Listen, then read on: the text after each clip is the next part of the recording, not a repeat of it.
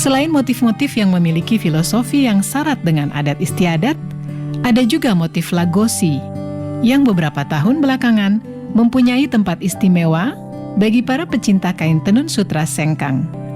Motif lagosi diibaratkan sebagai perlambang cinta dan harga diri seorang perempuan Bugis. Motif lagosi itu terjadi sekitar tahun 1930.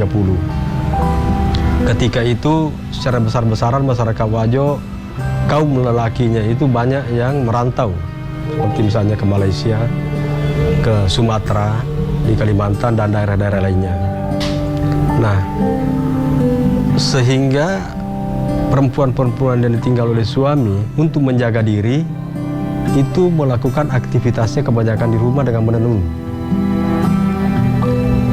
Dari situlah kemudian muncul inspirasi, kerinduan mereka akan kembalinya sang suami, maka ditenunlah motif-motif lagosi itu yang berbentuk setangkai kembang. Itu perlambang cinta yang terus dijaga, sekalipun bertahun-tahun ditinggal oleh suami. Menjaga kesucian, menjaga harga diri seorang perempuan, saya kira di seluruh Indonesia adalah harga mati juga.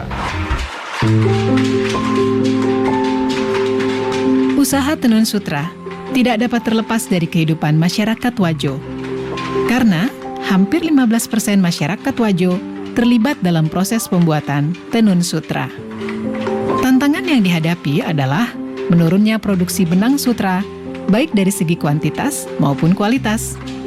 10 tahun yang lalu itu kan produk benang sutra lokal melimpah.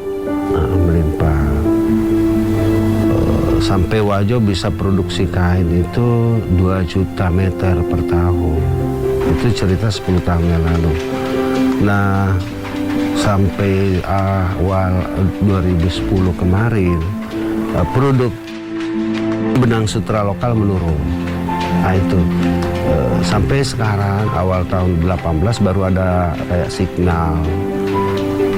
Karena bibitnya yang dipelihara oleh petani sutra itu tidak berkualitas kayak seperti tahun yang lalu. Nah, kita kemarin mencoba mendatangkan telur impor. Alhamdulillah sudah masuk, tapi belum continue. Selain produksi benang sutra yang mengalami kendala, pemasaran produk tenun juga masih menggunakan cara yang konvensional. Kan sekarang banyak, ada media, ada apa. Tapi kalau saya, prinsip saya, media online itu belum. Karena kita kan fashion, bukan kayak rokok. Rokok kalau surya udah kenal orang. Kalau kita fashion kan banyak.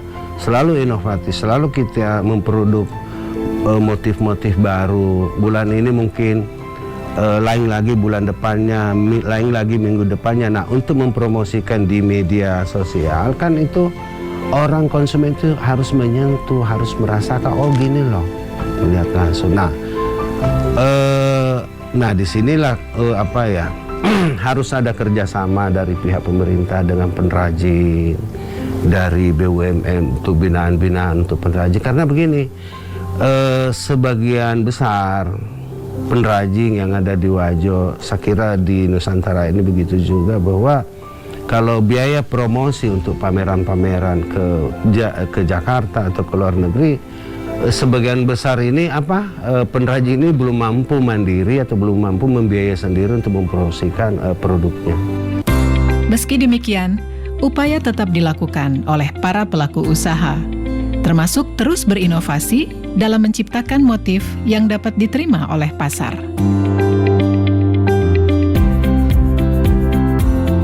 Satu hal yang masih sangat melegakan dan menyisakan harapan besar, bahwa sampai saat ini, masyarakat Wajo, baik generasi tua maupun muda, sebagai pewaris kekayaan Nusantara ini, masih sangat mencintai dan menjadikan sutra sengkang sebagai bagian yang tak dapat dipisahkan dalam kehidupan mereka sampai kapanpun.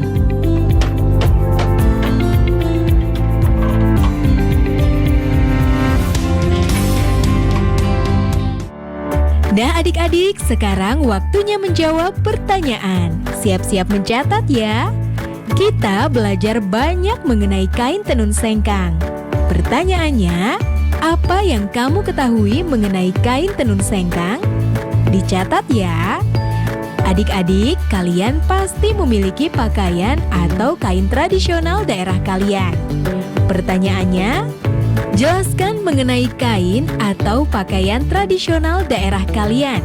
Apakah ada persamaan dengan kain tenun sengkang? Jawablah pertanyaan dengan bimbingan guru atau orang tuamu.